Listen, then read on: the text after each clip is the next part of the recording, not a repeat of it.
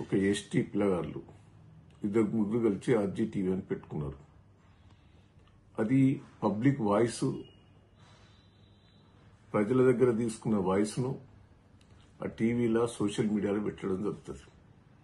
వాళ్ళు గతంలో కాంగ్రెస్ పార్టీకే సపోర్ట్ చేశారు. ఆ ఫ్యామిలీ అంతా, ఆ ఫ్యామిలీ ఈరోజు విరక్తి చెంది ఒక రైతు కుటుంబంలో పుట్టి వాళ్ళు విరక్తి చెంది రేవంత్ రెడ్డి రైతులకు అన్యాయం చేస్తాడు, ప్రజలకు అన్యాయం చేస్తాడని ప్రజల దగ్గర తీసుకుని వాయిస్, వాళ్ళ కాంగ్రెస్ పార్టీ కార్యకర్తలే కావచ్చు కానీ ప్రజల వాయిస్ ను వినిపిస్తున్నాడు.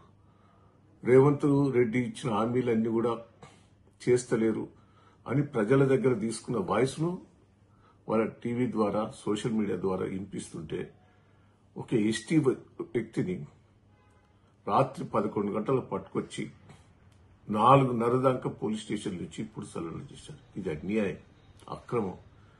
పాలకుర్తి నియోజకవర్గంలో ఇప్పటికే 3 మీద అక్రమ కేసులు పెట్టడం, వాళ్ళు చేయబట్టి చనిపోవటం. ఎస్టీ ఒక యువకుడు కూడా చనిపోయాడు, సీనియర్ యువకుడు.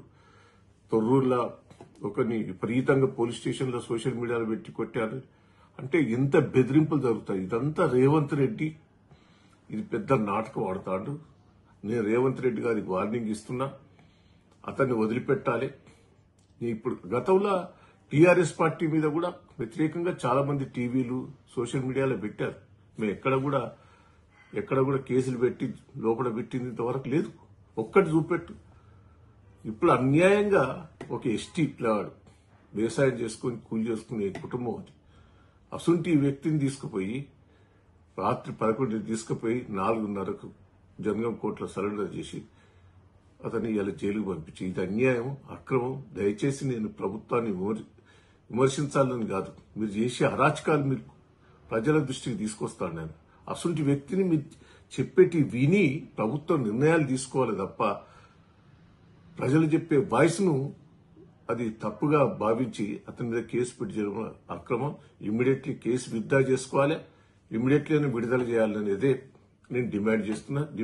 ఇది రాష్ట్ర లెవెల్లో, జిల్లా లెవెల్లో కూడా ఉద్యమం లేబడతామని కూడా ఈ సందర్భంగా తెలియజేస్తున్నాం. ఆ కుటుంబాన్ని అన్నిటిలో మేము ఆదుకుంటాం.